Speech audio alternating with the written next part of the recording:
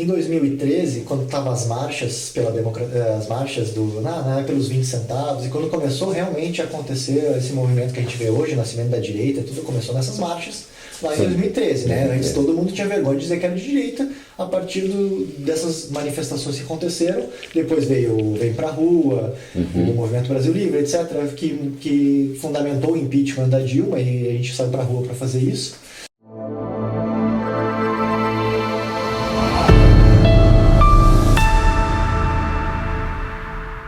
Já há algum tempo que você vem com esses pensamentos, não? Sim. Por que eu estou perguntando isso? Porque eu pesquisei aqui, um passarinho verde me contou, que Schreiber significa escritor. Isso. Mas isso em alemão? Em alemão. Ah, é? E você escreveu um livro? Escrevi um livro. Ele está para ser lançado agora em novembro, na Feira do Livro. Eu vou falar o nome do livro. Los Filhos de la Democracia. Exatamente. É um portunhol tremendo, né? É um portunhol. É uma mistura de espanhol com português. Por quê? Porque é um livro, é uma sátira, né? É um livro pra gente também dar risada, mas chorar um pouco, né? Porque nem tudo é humor nas revoluções latino-americanas e brasileiras. Então, como a gente fala aqui duas línguas na América Latina, tanto português quanto espanhol, não seria justo que o livro estivesse apenas em português. Entendi. Porque nós estamos falando de um continente revolucionário. Combina aqui com o Rio Grande do Sul, que fica bem na fronteira, né? Com a Argentina, Uruguai. Isso, tu vai lá nas fronteiras, é o Portunhol, né? Portunhol. É o Portunhol. Tu é da fronteira? Não, eu sou aqui de São Leopoldo. São Leopoldo. Por isso é Schreiber, né? E então é uma sátira sobre as revoluções de forma geral, na América Latina, Uhum. e que estão escondidas ali algumas personalidades históricas. Diga mais. Então, o livro ele é formado, são 8 capítulos, Uhum. Cada capítulo tem é narrado em primeira pessoa a partir do ponto de vista daquele personagem. Cada personagem aparece uma vez apenas no livro, embora ele tenha conexões com os outros capítulos. Então, o primeiro capítulo se chama El Pescador. El Pescador. É o pescador. Então é o pescador Uhum. que pelas circunstâncias onde ele está, ele acaba virando líder involuntário de uma revolução.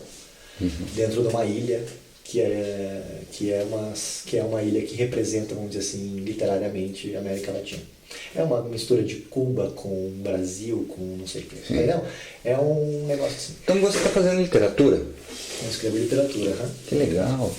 E cada capítulo é um personagem específico que, na verdade, representa uma ideia de como as revoluções fracassam na América Latina e como elas engolem a si mesmo e ao povo. Né? Então, o revolucionário, na verdade, ele está só esperando o momento em que ele vai se tornar o opressor para oprimir de novo a população. Né? Claro. Então, que é isso que a gente vive, né?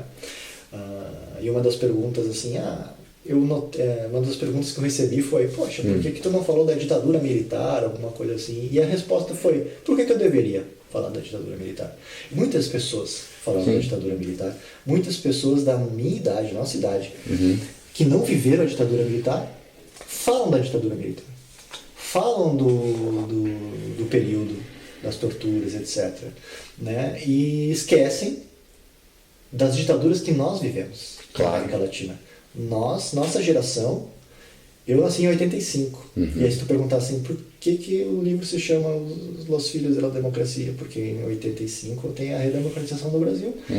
Eu sou um filho da democracia. Nós todos que nascemos nessa época somos os filhos da democracia. Nós não vivemos o período da ditadura, nós não temos essa vivência. Tem muito político que hoje fica levantando a bandeira contra a ditadura, etc, etc. Como se fosse a única que o Brasil tivesse. Não, mas não só isso. Eles não têm idade para, vamos dizer assim, terem vivido isso e tudo mais. Né? Num ambiente brasileiro, onde todo mundo tem que ter um lugar de fala, e essas pessoas levantam o lugar de fala. Frase, cara. Lugar de fala. Detesto. Eles não têm lugar de Até fala. quando a gente usa a nosso favor, eu acho tão... Exatamente. Amigão. E aí o que eu senti? Eu senti assim, cara, Evo Morales, Hugo Chávez, Nicolás Maduro, são ditaduras que nós vivemos, né? os Kirchner na Argentina, o próprio Lula, Dilma, tu tem na Nicarágua o Ortega.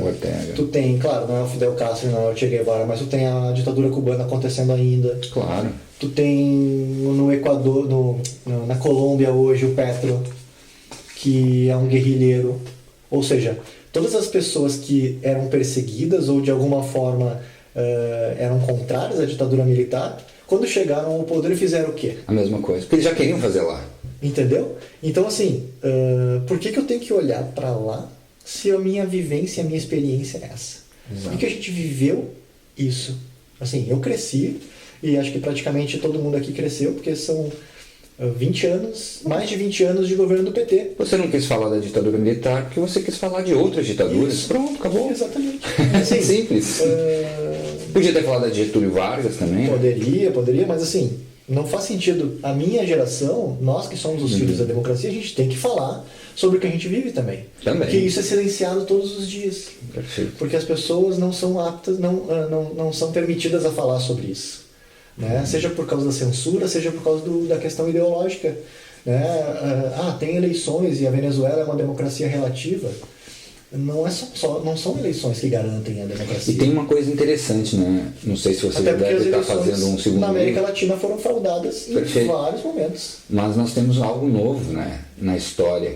Vamos ver como é que isso vai ser retratado Claro, mais não pra estou falando frente. do Brasil, tá? Porque eu não quero... Aqui a gente não tem ditadura.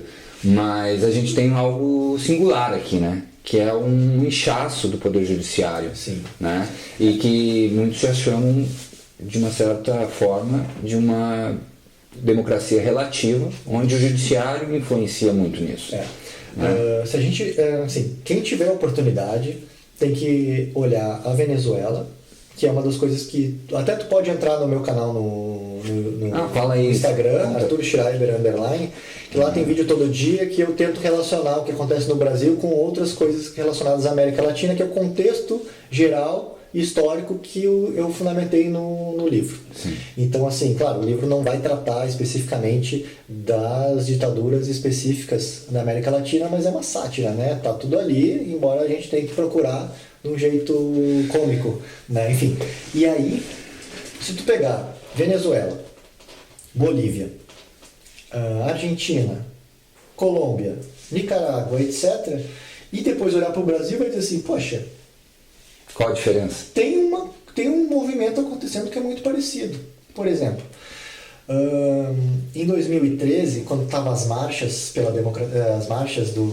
pelos 20 centavos, e quando começou realmente a acontecer esse movimento que a gente vê hoje, o nascimento da direita, tudo começou nessas marchas lá em 2013, né? Antes todo mundo tinha vergonha de dizer que era de direita, a partir dessas manifestações que aconteceram, depois veio pra rua, o Movimento Brasil Livre, etc., que fundamentou o impeachment da Dilma, e a gente saiu pra rua para fazer isso. Vamos dizer assim, essas coisas estavam acontecendo, né? Nesse processo. Então, a Dilma, naquela época, em 2013, ela queria fazer não sei se vocês lembram, mas vocês podem pesquisar, ela queria uma constituinte específica para tratar de reforma política. Porque ela percebeu que o povo... Só que quem é que tinha proposto uma constituinte? Quem? Hugo Chávez. Claro. Nicolás Maduro. Perfeito. Na mesma época. Evo Morales. O Evo Morales fez uma constituinte e assim, Venezuela e todos esses países aí, até a Argentina tentou fazer com os Kirchner, mas não rolou lá, como não rolou no Brasil. O que eles fizeram? E isso aqui é muito Teve importante. O Chile também, né? Pouco depois, né? Sim, mas teve o Chile também. Teve o Chile. E esse movimento neoconstitucionalista, vamos dizer assim, de novas fundações das repúblicas latino-americanas, elas acontecem por essa geração que eram gerações que tinham combatido a ditadura militar. Sim. E o PT votou contra, vamos dizer assim, a Constituição de 88, eles votaram contra. E eles consideravam que a Constituição era muito liberal. Né? E aí eles queriam fazer uma Constituição específica para aquilo lá. O Chaves também fez. E o que ele fez lá? Ampliou os poderes do Executivo, ampliou o número de ministros do Supremo, estabeleceu decisões em que os juízes eram temporários e eles iam nomear os próprios juízes, Na Bolívia aconteceu a mesma coisa, fizeram uma constituição, né, plurinacional da Bolívia, não sei o quê. O que aconteceu lá? Eleições para juízes. Mas os candidatos só podiam ser validados pelo governo, pelo partido do Evo Morales. Então, assim, vamos ser sinceros, né? O que está acontecendo no Brasil hoje, com relação ao judiciário e aparelhamento do judiciário, não é uma coisa isolada. Não. E assim, eles vinham fazendo e eles usaram constituintes para fazer isso. Nós não conseguimos, porque aqui o caldo entortou. Mas não porque eles não tentaram, eles tentaram. Mas não conseguiram. Daí eles pensaram assim, não, a gente não precisa fazer uma nova constituinte. A gente precisa controlar o Supremo Tribunal Federal. Então nós vamos fazer o que sobrou. E mais, todos os governos que vinham antes, eles indicavam pessoas técnicas para dentro do Supremo Tribunal Federal. Isso seria um escândalo do Fernando Henrique, por exemplo, ter colocado o advogado pessoal dele como ministro do Supremo. Eles ou ter viram que não colocado dava mais e daí... o advogado do PT, o advogado do PSDB dentro do Supremo Tribunal Federal. O Dias Toffoli começou isso, né? O Dias Toffoli. Ou com o Lewandowski. É que assim... Lewandowski ainda tinha uma carreira... Tinha, eles ali ainda tinham, vamos dizer assim, eles tinham algum tipo de pudor. Depois eles perderam completamente. Né, para a indicação dos ministros. Eu só imagino como isso deve ficar no seu livro. Eu só imagino como devem ser as histórias, você trazendo então, todo assim, esse contexto. Tem todo um processo de aparelhamento, mas não é só no Supremo Tribunal Federal. Não sei se tu lembra quando o Lula estava preso, o Zanin entrou com habeas corpus no plantão do TRF4, porque quem estava de plantão? Quem estava de plantão? Sim. E Meu xará. Onde é que ele começou a carreira dele? Ele foi procurador-geral do município de Porto Alegre, do governo Tarso Genro. E foi indicado a vaga pelo 5º Constitucional no TRF4. Pelo 5º Constitucional. E nomeado pela Dilma Rousseff. 5º Constitucional tem a ver com a OAB? Tem a ver com a OAB. O 5º Constitucional OAB vai um membro do... Eles alternam, né? Vai um membro do... A OAB escolhe um desembargador, o Ministério Público escolhe outro desembargador, enfim. E aí vai uma lista tríplice e o presidente escolhe. Né? Claro que eles... Então, assim, é um movimento muito bem orquestrado. Hoje, os juízes da Lava Jato, que os juízes do TRF4, vê quem está lá. Quem é que está lá, que julgou o Lula, condenou o Lula, quem é que está ativo, quem é que não está de licença. Por que está de licença? Acho que isso significa alguma coisa. Sim. Sabe? Então, a gente está passando por um período que a gente pode olhar para a América Latina e olhar para a história recente da América Latina, que nos ilumina muito. E aqui eu não estou falando de Foro de São Paulo, de teoria da conspiração, nada disso, embora exista Foro de São Paulo, e talvez eu acho que eles não são tão articulados do ponto de vista de projeto no Foro de São Paulo. Mas eles sabem operar o que eles têm que operar para manter o poder, certo? Então, se tu olhar para a história recente da América Latina e olhar para o Brasil hoje, a gente começa a perceber que algumas coisas começam a se encaixar. Claro, é um quebra-cabeça bem... Então siga lá, porque lá todos os dias tem vídeos... Repete aí as tuas redes sociais. Arthur Schreiber, acho que dá para aparecer aqui embaixo, né? Aqui embaixo, Arthur Schreiber, _ no Instagram, ou Arthur Schreiber 8 no TikTok.